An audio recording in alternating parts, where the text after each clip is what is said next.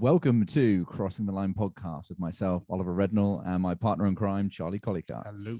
Today's guest is a casting director who has previously worked on shows such as Four Weddings and a Funeral, In My Skin, and the Alex Garland TV series Devs. Amy Jackson, welcome to the show.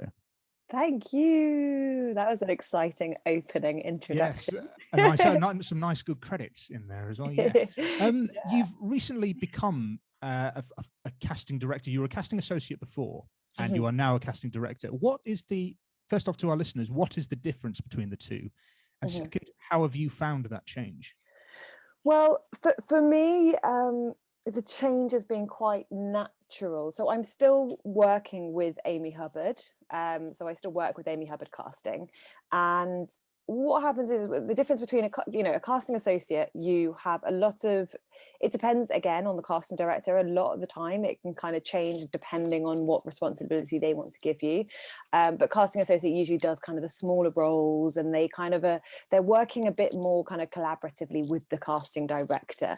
So they'll do a lot of the deals, so the money side of it, and they'll kind of go and probably put on tape the kids and most of the kind of smaller roles that aren't kind of needed before giving them to the director, I guess. Amy Hubbard is very good in kind of giving a lot of responsibility to casting associates, which is brilliant. And there's just been kind of a certain amount of projects that we have been working on together that we've kind of been she said, oh, I'll give you a co-casting credit, which is brilliant. And it just kind of means that I'm kind of doing a bit more of the lists and the actual kind of creative choices and picking people, which makes it much more creative and much more fun, and you can kind of put into play all of that TV that you've been watching and all those names that you see on TV all the time, and the actors and meet and all of that. So yeah, and then kind of from there I've been kind of doing independently my own kind of short films and things alongside that. So that's kind of just always kind of been a thing that kind of carries on along the way, that you kind of have your casting director credits there that start building up. How do you balance it's very, very hectic auditioning people, and you're probably auditioning people along when you're setting deals for people who have earlier on in the series, say you've cast, with the financial side of things. How long does that take to strike the payment? The pressure is on even more because of having to also get COVID tested. So that means that we've got another pressure now of, usually it's probably a week before they're on set, they have to be COVID tested. So we have to close their deal and foresee kind of that deal being closed much earlier on now in the process. So for example, we've been trying to push someone to make a decision on one role that shoots next Sunday, and we're kind of panicking because we've got a bank holiday Monday, let's say, and if we haven't got a decision this side of bank holiday, then they need to be COVID tested on Wednesday. We need to get their deal done really quickly. So it's kind of it depends usually on the size of role, how long it takes. A lot of the kind of higher profile actors have a lot more kind of stipulations that they want in there, and it's kind of harder to kind of, you become more of a lawyer, and you do have to kind of go through the fine details a bit more. With kind of smaller day player roles, they're my favorite deals, because they just kind of, you might be casting them a week before and they might be on set next week, and they usually have an engagement fee quote. So whatever they kind of like last, what they're kind of, we either get given a very strict budget of what we can afford, and this is what the fee is for this role, or we kind of have to negotiate a little bit more with the agent, and that's kind of usually based on a quote that they give us, perhaps of where they last worked, really. So I guess, to answer your question, it probably varies kind of role to role, but you can turn a deal around in a few hours. You get the financials approved by production over to the agent, and they can come back and say they'd love to do it, happy on everything, and that's it, nice and dusted. And then remember, everything goes over to production then, so it's not ours to deal with the kind of organization of the actor. They then go straight from production to the agent, which is nice. Well, why is it cast so late? I always wonder. Obviously, the main roles will be cast probably in advance when funding is often given, especially with films and things like that. But why is it like someone next Sunday? Because this has obviously been written a long time ago. All the money's come through. I know with the COVID thing is a little bit different because of testing and getting people ready for that. But often it is the case of, oh, next Tuesday you'll be flying to such and such to and people are often surprised by that when I've gone and done things and then told them, oh, I've got to go next week, and they're like, oh really? Like, I didn't realize. Some can be, you're flying tomorrow morning, can't it? Yeah, that kind of sudden. Yeah, totally. I mean, I think it depends on the job again. So we have kind of, remember, if it's like a big series, for example, we've got kind of all of these roles that a bank of roles that we're kind of casting. Usually we will do them in order of when they shoot, because that makes sense, obviously. Sometimes you might not have the schedule, so you might not have kind of known where to kind of start with them all, and you might get to a point where you're in a tricky situation because suddenly they've only just nominated dates and there's this one character who's just popped up and is shooting next week. So that might happen. It depends when production are nominating those dates, I guess, a lot of the time. And it's with those big series, it's usually such an ongoing process. So you are kind of doing other projects alongside, and then there might be a few roles that kind of come up in the next few episodes, and then you're okay because you've got your series regulars and it's all there, and then there might be a few more. Sometimes there are roles that were originally like SA roles, so extra roles, and then suddenly they've kind of said, actually no, we really need an actor for this role, so can you cast it? And that sometimes might be like a week before or kind of a few days before, and we've kind of got to kind of scramble around and find someone for that. But yeah, it's usually just a communication thing, I think, in terms of why some roles are, especially maybe when it gets down to kind of smaller roles, it can be a scramble sometimes to kind of get them all there and get them all scheduled. How soon to a production being kind of like greenlit do you casting directors get involved with the production? Oh, so it really depends. But for example, one project, like we started initially doing lists. So first thing, obviously, the production will come. So a producer or someone will come to you with the script. And it's an idea perhaps at that stage. It's not even kind of necessarily, like you say, being greenlit or being kind of ready, got someone attached and ready to go. That will be when you start doing lists of kind of high profile actors and kind of give them an idea of your taste and what you like and kind of throw that at them. Sometimes, for example, there's an Apple TV series we've been working on now. Obviously there was a big pandemic in the middle which slowed down and it stopped shooting, so obviously it's longer than usual, but that kind of, I reckon that was probably nearly 2 years ago since the initial kind of start of trying to kind of get the bigger names attached. So something like that can often be a year ahead, that they then realize that they're then ready to go on a project and they're ready to kind of properly get everyone started and get those deals done. So it can be a long time. Sometimes you are given 3 weeks, a month, and it's ready. It's that it can be that quick to do the entire cast. Massive series regulars all the way down to, or would they come with it in that kind of case? You're looking, in terms of that, you're looking at more of the kind of smaller, probably not huge budget, and it's more of the kind of our British kind of regular TV kind of, maybe like a limited series or a short kind of half-hour ep series, for example. But something like an 8-part hour long, 8 eps hour longs, that is going to be a long job, and it's going to take a long time to cast, kind of to even start. It takes a while of going through lists and choosing actors and getting that taste and getting the final people before we even start thinking about doing a breakdown of or thinking about the other roles. What kind of project is your favorite to cast? Do you have like an ideal one in your mind that you're just like, this is what I'm really waiting for? Like maybe a genre or a film or a however many episodes. Is there something you have, like a grail one that you're like looking forward to doing in the future?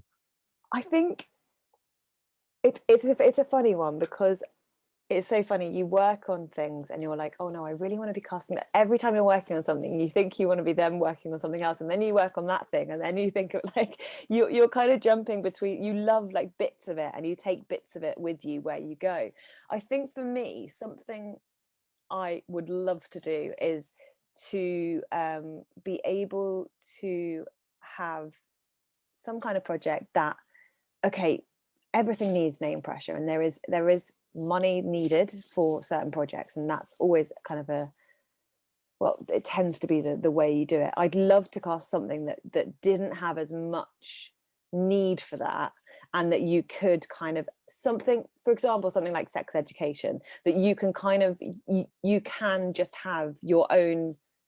You need new people, you need young talent, so you can kind of just go for talent and see everyone on all the new grads and all the exciting young talent coming up, and go from there. I've also I haven't done much street casting. I did a little bit in kind of commercials, but something like Rocks, have you seen Rocks? Yeah.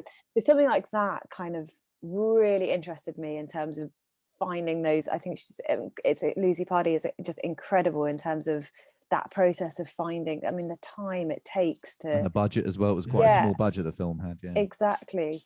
That would be, I think, a really fulfilling project to work on, definitely. Yeah, and it's quite a monumental project as well. It's not just a TV series. It had quite like an impact, and it will be remembered, I think, and sort of a benchmark film. What is the most challenging thing that you do? Obviously it changes from project to project, but is there something you're like, man, I'm going to really have to try and nail this now, because this is what I find really difficult? Interesting. For me, I love the creative casting side, and this is what most casting directors probably, actually someone in our office would probably say differently, but I don't enjoy as much the money and the deal side of things. My maths isn't very good. You know, sometimes you need a calculator. So actors, if you're striking a deal right now.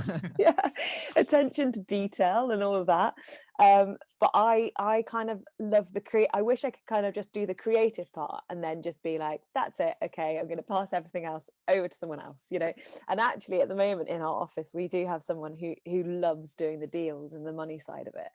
And Amy kind of is very much like, you know, Amy, you just think of the goods, you know, and think of the ideas, and then someone else can kind of take over. She passes the stuff she doesn't want to do onto the other people. Yeah. That's clever. That's me. That's outsourcing there. That's good work. I know, it's clever. But then also when it does come to that time where I have to do a really tricky deal or really tricky financials and all of that, I'm going to be like, you know, I don't know. You mentioned before when you have things like sex education where you've got to find, or you have the opportunity to find new talent, whether that be new grads or up and comers. What do you do to kind of push out your range so you can find those new people who might not get seen as readily for this as they might do for something smaller? Or I mean, with kind of roles like that, you can just put it out to so many more people, on so many more agents, you know, and it can go further. The only thing is with it as well is you're going to be you're going to have so many suggestions, and they are all going to come at you, because that is such it's a hugely overpopulated age group, and a hugely everyone kind of starting out in acting this is their chance to kind of find that role. So that's the tricky thing, is that you have to kind of make it manageable, and you can't see everyone. You have to kind of, I guess, know it a little bit off the top of your head of kind of actors you might have met. I do a lot of stuff, a lot of workshops and things, and workshops are brilliant as a kind of pool of actors that I might not necessarily have met or know, who might not have kind of an agent that perhaps knows, or you know, or perhaps we don't have the same connection with that agent or something, or some might not even have any agent at all.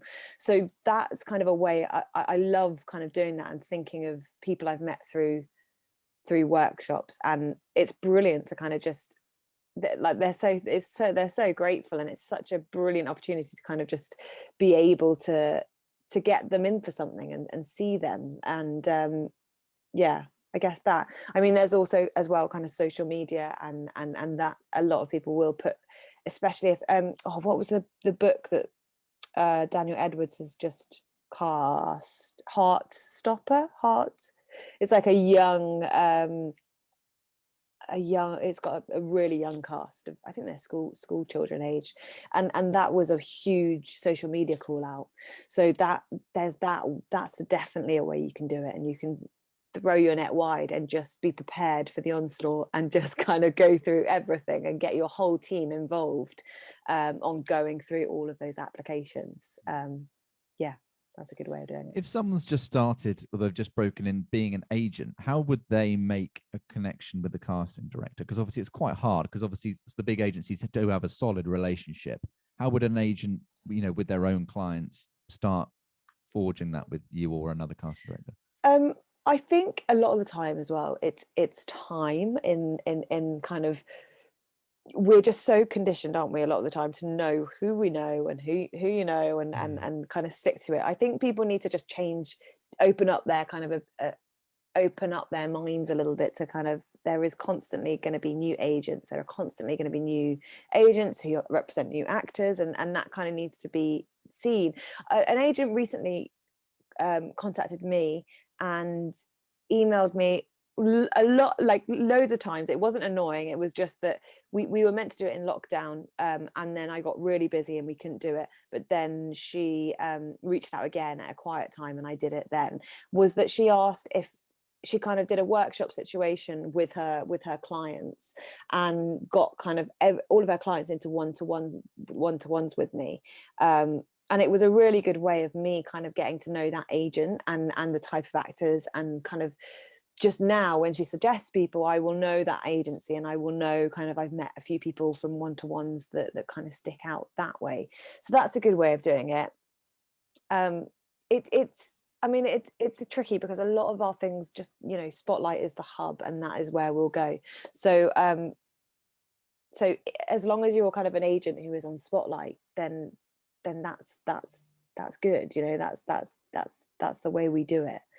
I guess for an agent starting out, I'd hope that you would be on Spotlight to make that connection. And how did you begin your casting career? Interesting. So I actually was an actor at the beginning of I think a lot of casting directors do come in it from an acting side of it. I think there are so many crossovers, and I think you need to understand actors and have the kind of empathy of what actors go through, and how kind of it is tough a lot of the time, to be able to kind of be understanding and nurturing and supportive as a casting director. So I think that's definitely something that is hugely important. That's why a lot of actors, casting directors, do come from an acting background. So I did that. I acted for a few years, for about, I think maybe about 3 or 4 years, I'd say. I went to dramas. I went to Leeds University first of all, and then I did a year at drama school in London, but mainly in musical theatre. So I was more of a dancer kind of actor, and I kind of soon realised that I wasn't a hugely confident singer. I was more of a dancer. I'd say my acting was my favourite discipline, but it didn't quite work. And the crossover between a dancer who can act or an actor who can dance, like it was harder to kind of find my niche. And I kind of wasn't taken hugely seriously, because I studied musical theatre, and there was kind of that problem, I think. And I soon just realised that it kind of wasn't serving what I wanted in life at that point. I kind of went away and had a bit. I did the typical go away to South America and find myself and have a bit of time out and have a time to kind of figure out what I wanted to do, because I didn't know what I would do if I wasn't acting. I wanted to be in the industry, definitely, and I didn't want to I didn't want to leave the industry because I know it so well. My parents were both actors as well, so I've grown up with kind of an acting background and an acting family, and I guess that was really important for me to not say goodbye to the industry. But I also still wanted to kind of stay creative. I was slightly older, I guess, going into a new career. There's so much pressure on young people in whatever career to know what you want to do for the rest of your life, even at like GCSE level. Like they're telling you to pick things, and like now looking back, I think, God, I was pretty young. Obviously, at the time, you think you're the oldest you've ever been, so you don't question it. Not to mention the wisest, and therefore you know exactly what you want to do. That's right. That's right. So it's understandable that people want to change career, especially like you had an acting career and then you wanted to change. It gave you good experience and a good insight into that. So I think it's quite a common thing to experience. Definitely. And GCSEs, you don't know. I remember having to choose GCSEs and being like, I don't know what I want to do. No one wants to know. Did 11. No one knows. Did 11 GCSEs. Oh gosh, wow. You made a point earlier, Amy, about you trained as a kind of singer come actor, and you found that was kind of your niche. Moving into casting, do you find that is maybe a problem with how people are seen? Because if they do lots of musical theatre but they're good actors, they go, well, you're a musical theatre person, we wouldn't see you for acting, and vice versa. I think it's changing. I think sorry, if I could just add on, in America it's quite a big thing where people are triple threats, and the people who are in the Book of Mormon who started that off, they're now massive in TV series. Josh Gad, for instance. And the Glee cast as well. That they've rocketed. I know it's TV and it's different. It's slightly different. I think it is changing. I think that a lot of people perhaps who are seen by casting directors, it's easier. So if you do go and see a lot of musical theatre as a casting director, I know that I love going to musicals, so I'm always up for going to a musical. And for me, that is an important way of kind of getting to know actors. And for me, I would always bring in someone who I'd seen in a musical theatre show if they felt right for a role. And I think there is, especially during this time, actually, in lockdown, there have been a lot of people who mainly do musical theatre who have kind of had to change the way they obviously work as an actor. And they have kind of had to perhaps take some screen acting classes and kind of hone that skill and hone that technique and hone those skills to be able to kind of translate across. And I've definitely seen a lot more musical theatre actors for kind of smaller roles and for roles in TV. I think there definitely has been a crossover in this lockdown, and maybe that will continue, hopefully. But it is an annoying thing because I think the frustrating thing is they have to be able to act. It's mad to think that musical theatre, people who study musical theatre cannot act, but it's stupidity, because you have to have that discipline and that emotional range to be able to do that up there, and through song and movement as well. Exactly. It's not just the acting. If anything, it'd surely be easier to direct them because they're so used to doing it big and proud that you just have to rein them in at that point. Sometimes we do find, though, with screen and the transfer is it's easier to go bigger but harder to go smaller. Oh, really?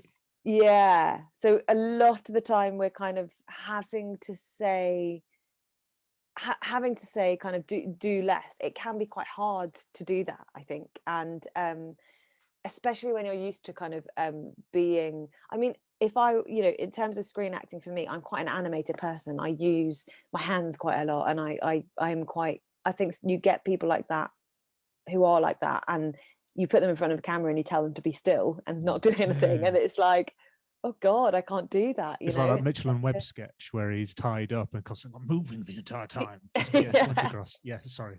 Yeah, definitely. So I think that's the tricky thing is making it smaller, I guess, sometimes can be trickier than the other way around, of just giving us a bit more, perhaps. Yeah, because it's something you've got to find yourself. When someone says bring it down or make it smaller, it doesn't mean do less. It just means, even now I can't describe it. I know it. I know it. If someone were to say it to me, compress it. That's right. Yeah. Well, it's all kind of, it's condensed, isn't it? And it's all there, but it's more kind of underlaying everything, and the dialogue is doing it. The most of the work, the dialogue is all there. It's it's contained. It's contained within that performance. Would you like to cast like theatre? Yeah, actually, well, I was thinking. I had a Q&A yesterday on the CDG.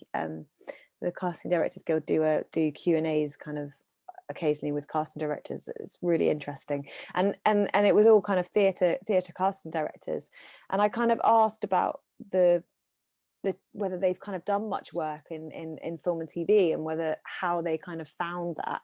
I mean, there isn't much difference, you know. Your process should be the same, and I'd love to try. I think I'd love to try it.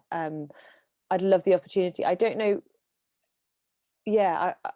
Yeah, I'd definitely be intrigued to try it. I think I've just fallen into film and TV, and you kind of get your jobs and you kind of work and you assist and you build up to kind of associate, and that's kind of the direction that you kind of go in and you fall in. But I would love the opportunity to cast some theatre, definitely, in the future. You mentioned that, you know, it should be vaguely a similar process of how you go about casting things. With you personally, do you have a process? Do you have a way that you like things done? There is a straightforward process of how things work, so you do follow that. Some casting directors might, rather than put it out on spotlight, so this is what I like to do first, is get people who came to my mind when I'm reading the script, any actor who pops into my mind, whether not thinking about kind of profile or you know, anyone. I write them down, and I usually like to get them taping. So initially just get some tapes in and get reads in of people that I think might be right, because then it kind of starts sparking once you get those reads in, you kind of understand, oh yes, they might not feel like this, or they might not be quite right for this, and you start then kind of getting a bit more understanding of the role, and then you can kind of go further out, put it out on spotlight, and kind of go a bit bigger with it. But I like to kind of, I guess it's like testing your judgment or testing your taste a little bit before going kind of nosedive deep into it, if that makes sense.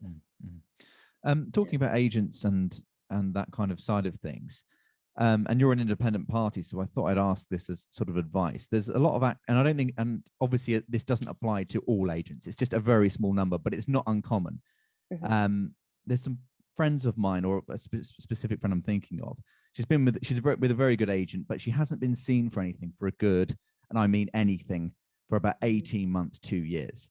Now, wow. We all have, I'm very lucky, and that's never happened to me, and most of the people I know that hasn't happened to. What advice, and you know, we have a lot of things certain turn into hashtags like be kind and mental health awareness and stuff, but I think people forget that someone has signed their professional life to you in to some extent, that they're trusting you, and it's very daunting because the agent has a lot of power and you don't want to leave the agent, and you're scared. You're worried about getting dropped. In my opinion, I think the agent should, you know, if they haven't got time for a client, they should separate themselves, and it might be painful at the time, but it will lead to, you know, your career going elsewhere and finding another representative. What advice would you give to those people who are listening that might be happening to? Because I think it would be a fair amount. And I think it's something that needs to change, and it sometimes gets looked over. Yeah, definitely. I mean, you and your agent as an actor it's such an important relationship, you know. And I've spoken to actors who are too scared to kind of ring their agent, and that's madness. Like you are working together as a team, and not one side can't just work, the other side has to work as well. You know, you have to be contacting people, you have to be networking people as well as the agent. But you know, yes, there are certain people where, you know, there are just, your casting brief is overpopulated, and it can seem like you're not getting seen for anything, and that is tricky. But I feel like to not get one audition within kind of 18 months is a very long time. I think it's bad that the agent hasn't kind of sat down and had a conversation and perhaps kind of talked properly to that actor, because it's not doing them any good either, having someone, you know, kind of sat there. I once heard an agent talk about this, not about their clients or anyone in particular, but they said sometimes agents do just lose the love. And I'm like, that's not good enough. No. You can't just say it's not an excuse, is it? If in any other profession that happened, people would be for the high jump. And I think that kind of gets overlooked in this industry a little bit. Definitely. And, you know, I have seen, I think with, you know, you do see with the bigger agents, unfortunately, if that client hasn't kind of got loads going for them or hasn't started kind of doing things straight away, that sometimes it can kind of teeter out and they kind of lose interest a little bit. And again, they shouldn't be. Agents need to nurture and protect their clients, whatever kind of profile and however good that actor is doing. They need to be supporting everyone just the same, and the balance needs to be there. And it's not fair to either actor or agent, really. Like both of them need to come to kind of some. And I would probably advise just to leave and get an agent that is probably maybe a smaller boutique agency, but they're actually going to look after you and push you, and if you are coming from a good agent like that, you know, it's a good thing. You've got something to kind of say, and the reason is very clear, obviously, that you're probably, a lot of people will want to represent you if you are that honest and that you want that relationship with an agent. Good advice. Yes. Casting directors still have agents, don't they? Or some do.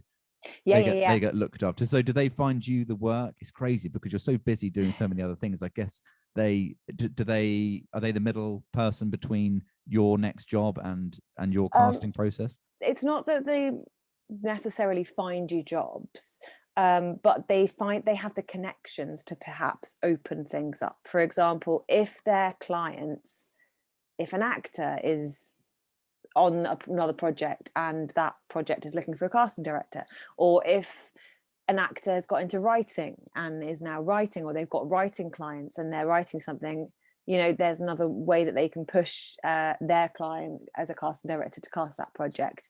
And then, you know, the same with directors, if a person's directing something. So it kind of just is that they've got more connections to kind of perhaps feed you work. And the main reason casting directors will get an agent is to help them with their deals, because sometimes casting directors get really bad deals, even though they are so used to doing deals with actors. They aren't they can kind of get a bit messed around sometimes with what people offer them for their services and for casting, especially when you're starting out. So it gives you the knowledge that you're not aware of necessarily to make those deals and to make sure that you're getting paid the correct amount for the work that you're doing. Having come in and working your way up, working with Amy Hubbard, who's like a real experienced powerhouse casting director, what specific things have you learned from her in particular that's changed your way of doing your job? She's I mean, her mind is amazing, like in terms of encyclopedia, and you learn that over time. Like, you kind of, I remember being an assistant and being so worried that I wouldn't know all of these actors, and you feel like you should be watching things all the time to get it's something that happens as time goes on. You start building that encyclopedia, you know, and that doesn't come overnight. She's brilliant at that. She's very, her attention to detail is brilliant in terms of just remembering any actor's spelling of a name. She'll always remember, and she'll always be like, oh no, that's not spelled right. Like, it's incredible. And also how much she watches generally TV wise. I'm like, how do you fit it in? Sometimes she's like brilliant at watching stuff. It's like the Matrix, you know, when they download the martial arts or like the weapons training, just goes in and mad. A lot of casting directors, I find, it can be really stressful, and you have clients contacting you all the time, all around the clock. There's no kind of cut-off point for when clients contact you, and as a casting associate or assistant, and you are kind of sometimes just made to, you know, you need to be on call as well, and you need to kind of stay and be prepared to stay kind of till sometimes 10 o'clock at night and things like that, especially when you're working with the US and America. Amy Hubbard's very good at saying, you know, 6 o'clock where possible, office is closed, we're out of office, and and unless it's something really urgent, she will have her kind of her evening and let us have our evenings, and anything that can't wait till tomorrow doesn't need to be replied to. Whereas I think a lot of casting directors I've worked for perhaps think that, you know, it's now, and that they're going to perhaps lose that client or not kind of quite understand the urgency of things. But actually, we're all human beings, and we all need time off, and we all need to kind of have an evening without thinking about work, or a weekend not having to think about work, because otherwise we would just be kind of miserable people. So I think she's always had that as a constant, kind of has taught me that I can be in a position, you know, to when if I you know have kind of that team to kind of pass that on and keep that going. Well, I imagine that allows you, having that time, that cut off of we're not doing any more work, allows you to remain sharp for when you are working, because it's all about being able to pick out the nuances and maybe, you know, the word director is in your name. You've got to be able to direct people properly. And if you're tired because the night before you were there till 11 and you've done that 5 days in a row, you know, you're just going to be like, oh, they haven't got it. Okay, move on. I mean, everyone needs that time, to recuperate and to be ready to sleep the next day, to have a nice sleep, not be thinking about work. The number of times you can go to bed like thinking, and we all do it, like you thinking about work, or, you know, the closer that is to your bedtime, the more you're going to be thinking about work and everything that you've got to do the next day and all of that. So I think, you know, have that time. Also, you know, watching TV for us is so important. So to have that evening of just sitting back and watching what's on TV, what's kind of catching up on that stuff that is important, and that it's going to kind of give us our knowledge of actors and being up to date. This might seem like a trivial question, but what does your day, I know no day will be the same, but what does your day look like? You go into work, like, are you constantly answering phones and answering emails? I can just imagine you're constantly flooded with communication, and how you cope with it. It seems a bit of a silly question, but it's what I think about sometimes when people email me. I'm like, man, I'm not a casting director. They get way more emails, you know? So. And you mentioned getting, you know, being swamped with submissions, you know, just dealing with that must be its own chore. I think it's changing. I think because of lockdown, obviously phone conversations aren't as, we don't have an office number. Like, I've got my mobile number obviously on things, but there aren't as many calls anymore. Definitely not. Calls take up, I know that Amy Hubbard, like sometimes, you know, Amy Hubbard, especially with clients, has a lot of calls, and that can be the majority of her day. But for me kind of mainly it's emails are I mean, sometimes if you take a weekend off, or take a long weekend off, you can come back to kind of just like hundreds of emails, and, you know, it's just that's like part of your kind of, you have to just kind of keep on top of that, and have your own filing system of keeping on top of them, you know, actor submissions, all of that kind of stuff. Where possible with agents, we on Spotlight, we say, if you do suggest your client on Spotlight, like, please don't like email us again, you know, because we will be going through it, unless it's something that they really want to push home, and they really want to kind of, we will kind of say generally Spotlight is the place to do your submissions, because otherwise it can become too overwhelming. And I mean, general day to day is completely dependent on the day. Like it no day is the same. One day you might be doing a breakdown of a script and working out how many characters there are and how many speaking roles there are, putting a breakdown on Spotlight to the agents. One day might be doing lists of you know, higher profile you know, famous actors for some of the bigger roles. One of your days will maybe, well, now is Zoom auditions, but hopefully in real life auditions will come back very, very soon, IRL. When you put something on, this should be like a documentary, when you put something on the Spotlight, like a breakdown, and you click submit or send or whatever you do, what does it then look like in real time? Is it just a flood? I like people waiting there ready with their, like, to submit at like 10 a.m. or whenever it is that you do it. So when you do it, it will, you know, it's all on the screen kind of thing, and you can see, you can go to view suggestions and they'll all kind of come up. And yeah, I mean, they come in pretty quick and fast, you know, especially you usually should kind of put a breakdown out, you know, in work hours, is our kind of experience. So we would put it out in the morning or the afternoon, and then yeah, you kind of, I mean, we leave it because there's no point in going through it until we've had enough time for those suggestions to build up, because otherwise you're going through them and then you're missing some people, and then you're coming back later to do the same process again. So you usually leave it for a kind of a day, or depending on how sudden it is, kind of a day and a half, whenever, and then kind of come back to it, and you can properly sit down and sort it through and kind of go through those suggestions. Yeah. And two sort of questions in one. What is the biggest misconception from people in the industry think about your job? And what's the biggest misconception that people outside the industry think that you do? Interesting.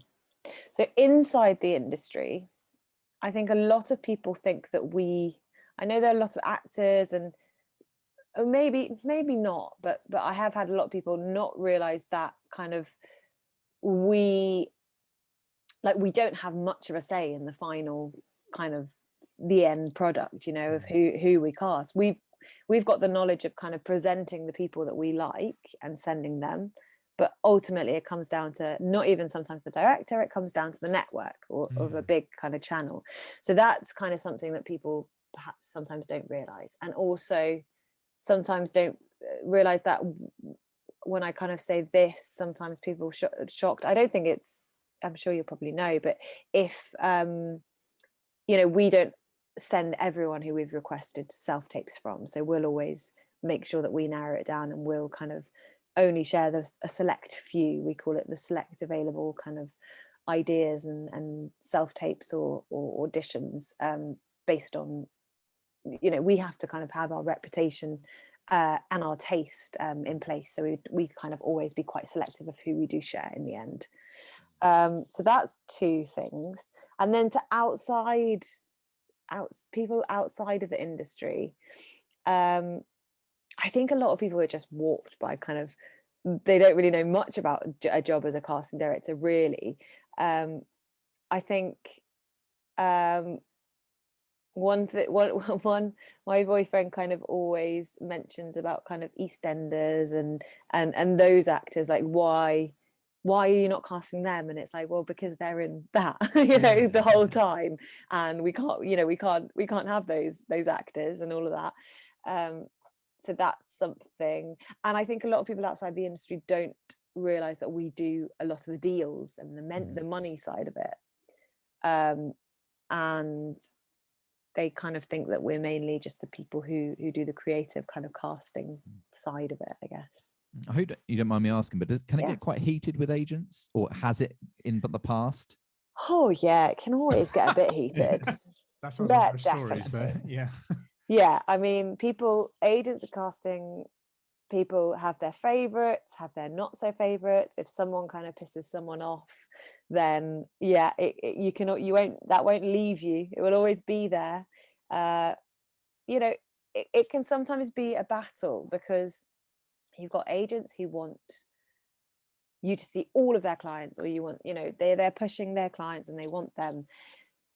But then for us, we've got everyone doing that, you know.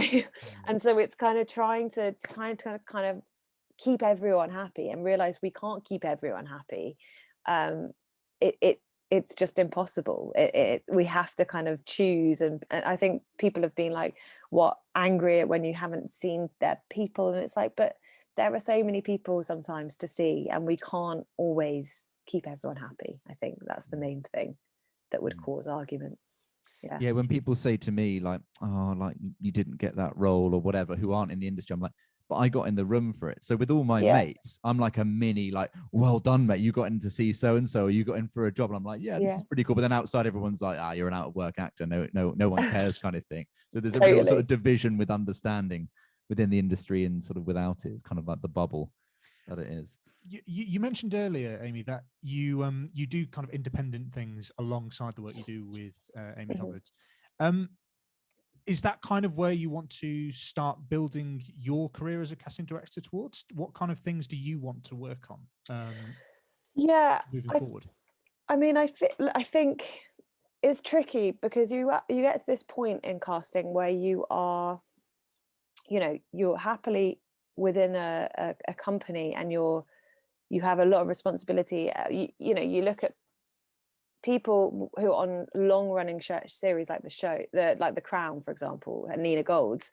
You know, Nina stopped casting that after a while, and now it's, you know, Martin and Kate. So it kind of if you get into a show like that, you're probably guaranteed to then go on and just cast it further down the line or cast it on your own. But you still might be under the umbrella of Amy Hubbard casting for a while until that happens.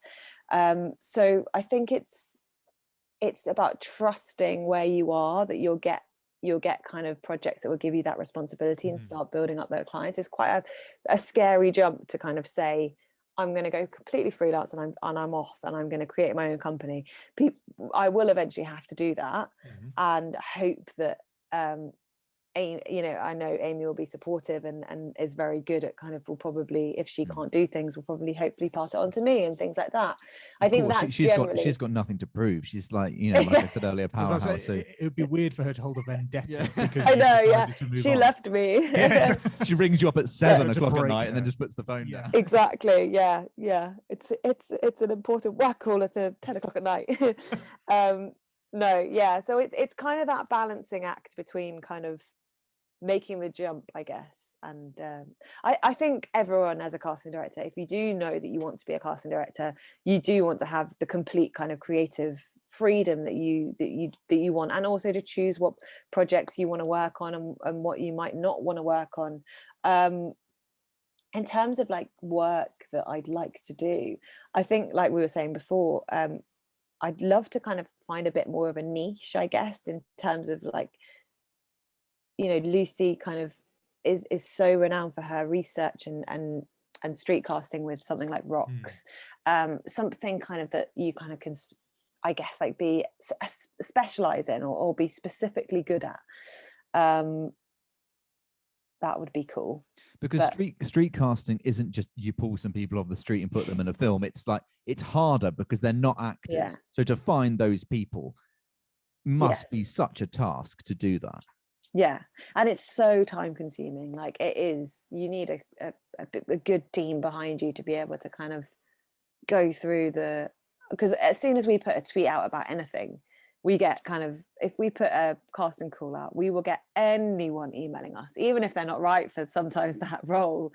And there'll be kind of hundreds of people emailing saying, I know I'm not quite right for this, but I'm right for this. Or so something like that, is just a crazy process. But also at the end of it, you must, the satisfaction of seeing that brilliant cast and kind of knowing that you found those people, those unknown people who have never acted before in their lives, and they've managed to act this powerful story, that is probably like the most exciting thing in terms of work as a casting director, and the satisfaction that you must get at the end.